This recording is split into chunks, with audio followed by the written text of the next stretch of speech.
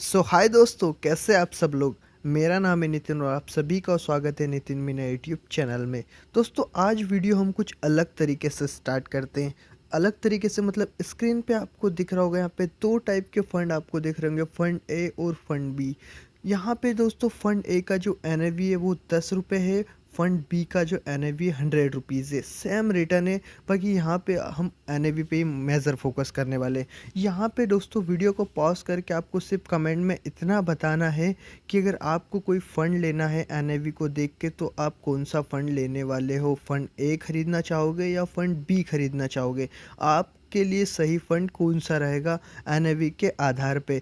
तो दोस्तों, मुझे नीचे प्लीज़ कमेंट करके बताइएगा। वीडियो के लास्ट में हम इस पे डिस्कस करने वाले हैं, पर पहले आप इसको कमेंट करिए।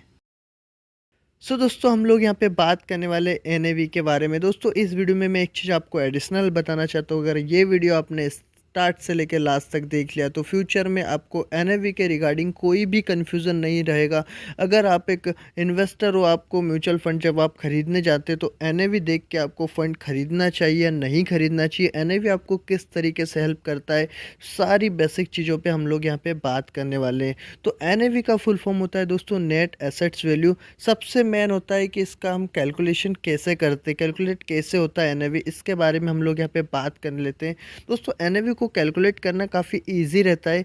यहाँ पे हमें एक फार्मूला आपको दिख ही रहा होगा इसको कैलकुलेट करने का। यहाँ पे हो जाता है investment money plus profit. Investment money जो कि इन्वेस्टर लोग इन्वेस्ट करते हैं मनी, साथ में जो उसका प्रॉफिट निकलता है, दोनों को प्लस कर लिया जाता है, माइनस करा जाता है उससे एक्सपेंस रेशो। एक्सपेंस रेशो दोस्तों वो रेशो होता है जब भी आप कोई फ़ंड खरीदते हैं तो वहाँ पे जो फ़ंड मैनेजर के पास आपका पैसा जाता है, वो फिर मार्केट में अपने हिसाब से अलग अलग शेयर में आपका पैसा लगाता है। तो फ़ंड मैनेजर के ऑफिस का भी कुछ खर्चा रहता है, फ़ंड मैनेजर का कुछ फ़ीस रहता है, वहाँ पे और भी ऑपरेटर्स रहते हैं, मार्जिन उन लोगों का रहता है।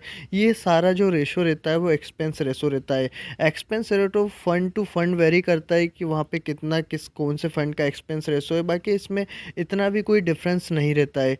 साथ में इसको डिवाइड करते हैं टोटल नंबर ऑफ़ यूनिट से। तो यहाँ पे मैंने एक अमाउंट वाइज भी आपको बता देता हूँ। जैसे कि अगर 10 करोड़ का यहाँ पे इन्वेस्टमेंट आया, 4 करोड़ उस पर प्रॉफिट आया, ठीक है, और माइनस वहाँ पे एक्सपेंस रेशो हमने मिनिमम यहाँ पे 10 लाख रुपए का पकड़ा है। तो यहाँ पे इसको हम डिवाइड करते, क्योंकि यूनिट हम यहाँ पे थी 1 करोड़ रुपीज़ इसकी यूनिट हो गई। आई होप आपको समझ आ गया होगा। इसके बाद भी समझ ना आए तो मुझे कमेंट कर दीजिएगा, वहाँ पे हम एक बार और डिस्कस कर लेंगे।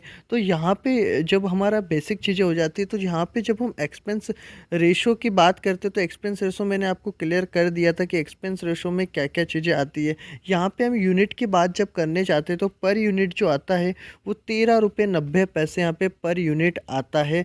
ये जो पर यूनिट रहता है वो होता है NAV, नेट एसेट्स वैल्यू। तो आई थिंक ये चीज़ आपको समझ आ गया होगा कि कैसे NAV को आपको निकालना है। दोस्तों, यहाँ पे स्टार्टिंग में आ जाते हैं हम लोग। जो स्टार्टिंग में मैंने आपसे क्वेश्चन करा था, इससे भी आपके काफ़ी सारे डाउट्स क्लियर होने वाले हैं। तो यहाँ पे फ़ंड ए फ़ंड बी वही आ गया, एक का 10 रुपीज़ एक का 100 रुपीज़ NAV है।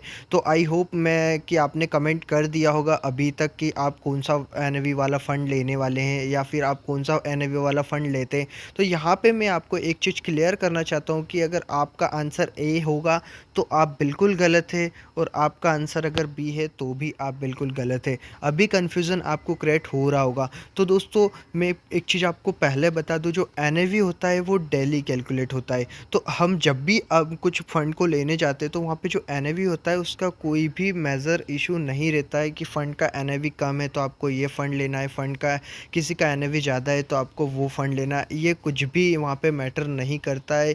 ये काफ़ी मिथ रहता है इन्वेस्टर के माइंड में कि जिसका NAV ज़्यादा है मैं वो ख़रीदूँ, ऐसा कभी नहीं है। एक डिटेल वीडियो में इसके बारे में बनाऊंगा जिससे आपको ये भी क्लियर हो जाएगा। हम वहाँ पे कोई सा फ़ंड को लेके कैलकुलेट करेंगे जिसमें हम बताएंगे कि NAV कम होने के बाद भी उसका रिटर्न ज़्यादा कैसे आया। तो यहाँ पे आपको इसका यूज़ कैसे करना है NAV का सबसे अच्छा यूज़ होता है जिससे इसका 10 रुपये है, इसका 100 रुपीज़ है। तो यहाँ पे आप अगर इसका 3 साल के बाद अगर इसको देखने वाले, सपोज़ करो ये 3 साल पहले का इसका 10 रुपये था, इसका 100 रुपीज़ था। तो अभी 3 साल के बाद हम देखने वाले कि जो 10 रुपये NAV है वो आके ₹50 हो गया है। यहाँ पे 100 रुपीज़ का जो एनएवी है वो जाके ₹110 हुआ है। तो आपके लिए ज़्यादा बेनिफिट कौन सा हुआ? आपके लिए ₹10 एनएवी वाला ज़्यादा बेनिफिट हुआ। तो इस टाइप से आप इसका बेनिफिट ले सकते हैं। बाकी आप इसको देख के अगर आप कोई सा फ़ंड लेना चाहें तो ये बिल्कुल गलत है। दोस्तों, कभी भी एनएवी देख के कोई भी फ़ंड को न खरीदें। आई होप आपको सारी चीज़ें यहाँ पे क्लियर हो गई होगी। अगर वीडियो अच्छा लगा हो तो वीडियो को लाइक करें, कमेंट करें, चैनल को सब्सक्राइब करें, क्योंकि आप लाइक करोगे, कमेंट करोगे तो मुझे मोटिवेशन मिलता है, तो मैं ऐसे वीडियो आगे और बनाऊँगा। साथ में आप मुझे कमेंट भी कर सकते हैं कि आप अगर आगे कौन से टॉपिक पे वीडियो चाहते हैं। Thank you very much.